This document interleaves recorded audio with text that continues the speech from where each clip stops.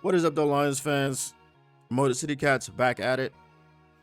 Came to give you stats, not static.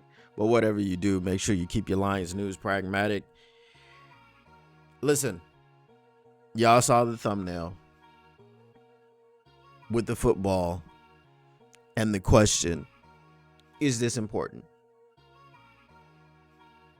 All the narratives about Jaden Daniels being this magical rookie seem to be false. Now, was the game Jaden Daniels' fault? No. Did he contribute one of the turnovers? Yes. But is he a special player? Yes. Is he a very talented quarterback? Yes. Did he have the best rookie season ever? Well, the stats would say, if we're just looking at stats, no. But did he have a very, very good rookie season? Yes. Now, because I have a platform, I guess, I'm not about to be in people's mentions and in people's comments sections. I've dealt with that a lot this weekend. And I'm probably going to talk about some of those people, mostly Bears fans, bro, because we'll get into it later. This ain't about them. I just have to say that for anybody that's a Lions fan that thought that the loss to the Commanders had anything to do with Ben Johnson, with AG, with anything else going on behind the scenes. The offense had over 400 yards, over 500 yards of offense, and we scored 31 points. When the Philadelphia Eagles went up on the Washington Commanders 14-3, just as we were about to do, I said the game is over. The only difference was that the Philadelphia Eagles did not turn the football over.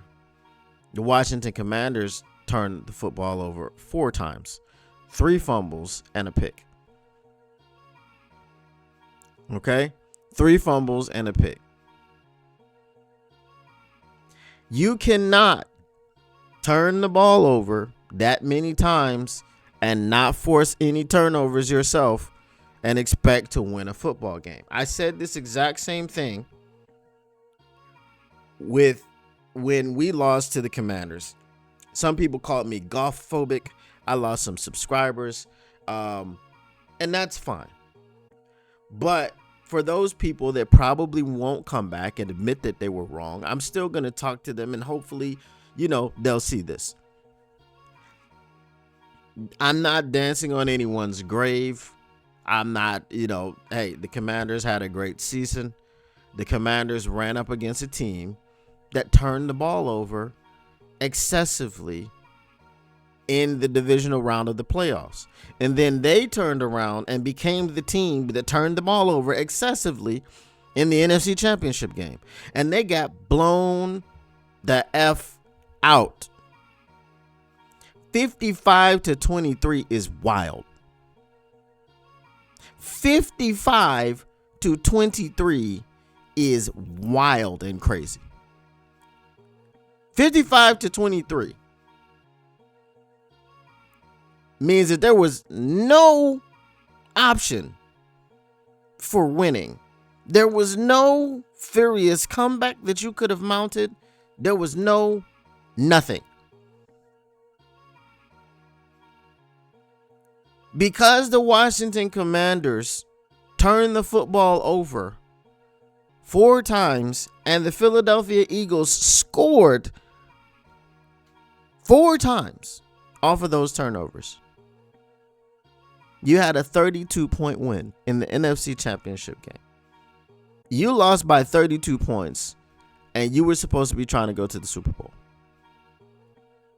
Why did you lose by 32 points? Is it because you suck?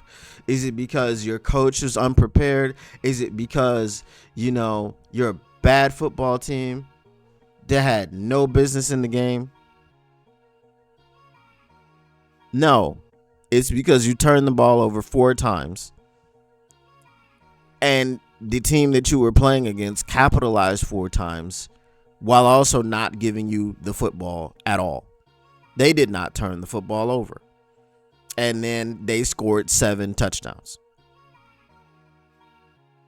Now, Lions fans, what does this have to do with us other than, going forward? We have half of this formula. What the Philadelphia Eagles just did to the Washington Commanders, we can do to teams every single week and every single game next season because we have the running game to do it. If Tanner Enstrand becomes the new offensive coordinator, here's the thing. We've said already, he likes to run the football. That's what he likes to do. He may like to run the football more than Ben Johnson.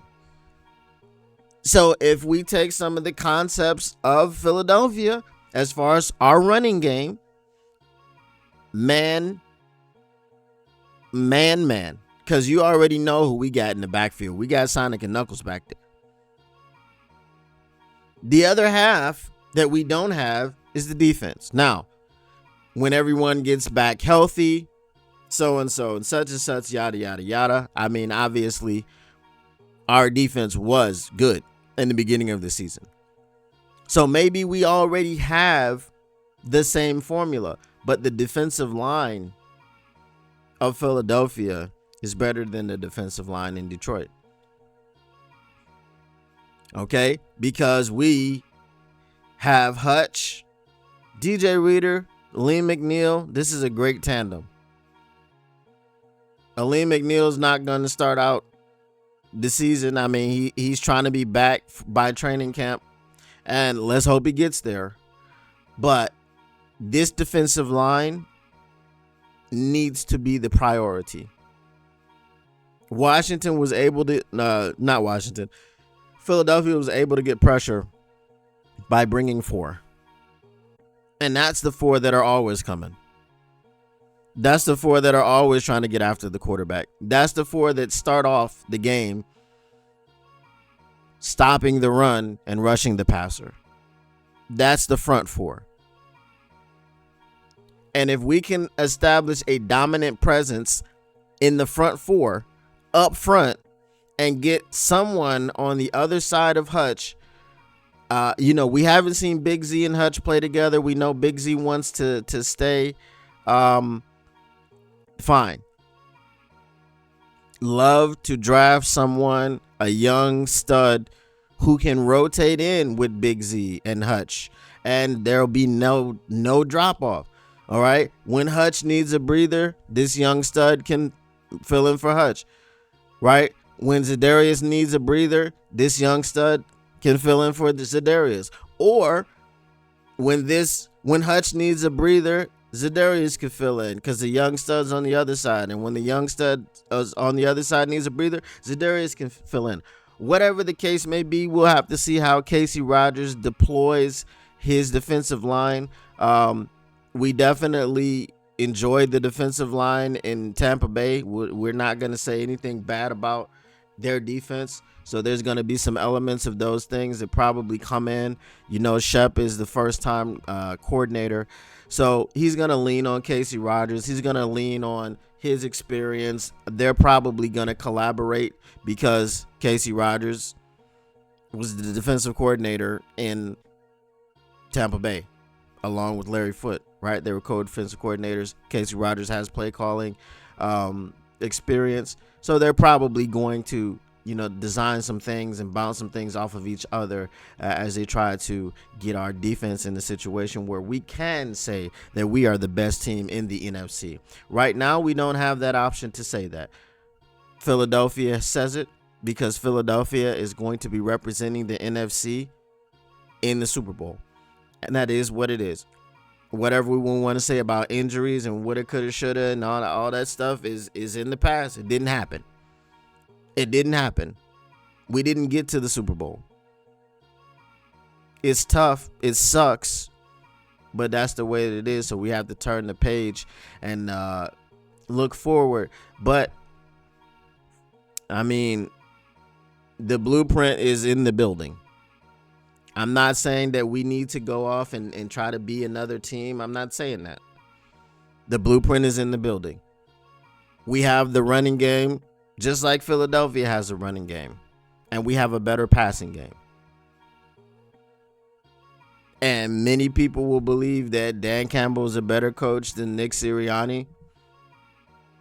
So I'm not here to fling mud or to make comparisons of that nature, but congratulations to the Philadelphia Eagles. You guys are going to the Super Bowl representing the NFC. Once again, turnovers do not equate to wins. Turnovers get in the way of winning football games. And whether you are a Goff hater, whether you are a Goff slappy or a Goff gooner or whatever they want to call you guys, just come to grips with the fact that you can't turn the football over. You just can't.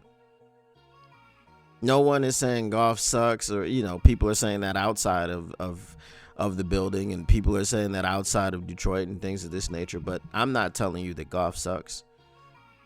But I'm just here to tell you that Goff had a bad game in a situation where you couldn't afford to have the bad game. Just like the Commanders did today. They had a terrible game. Terrible. Right? Their game was worse than our game because they played a team in which there was zero margin for error. We didn't. We played a team where had we turned the ball over 3 times, we still could have won the football game. And that was the Washington Commanders. Did the Washington Commanders look like they belonged in the NFC Championship? No. But we didn't take care of business. So, find a Washington Commanders fan, give them a hug, whatever. Don't hug any Bears fans. They are the ops. Anyway, that's it, y'all. Make sure y'all smash that like button. Make sure y'all subscribe if you stayed for the whole time. I appreciate you. Once again, Motor City Cats back at it. Came to give you stats, none of that static. Whatever you do, make sure you keep your Lions news pragmatic and your NFL news. But the Lions news is coming hot and heavy. Pause. As we get into this offseason after this Super Bowl, which unfortunately will not feature us. And we are out. Peace. What up, though, Lions fans? It's your boy, Motor City Don P here. Listen, if you want to continue keeping your Lions news pragmatic, if you want to keep getting the stats and none of that static, make sure you smash that like button. Make sure you subscribe. Make sure you share and let everybody know what's going on around here. And turn on your notifications, because how else would you know that we're up in here keeping your Lions news pragmatic? Appreciate you once again, and we are out. Peace.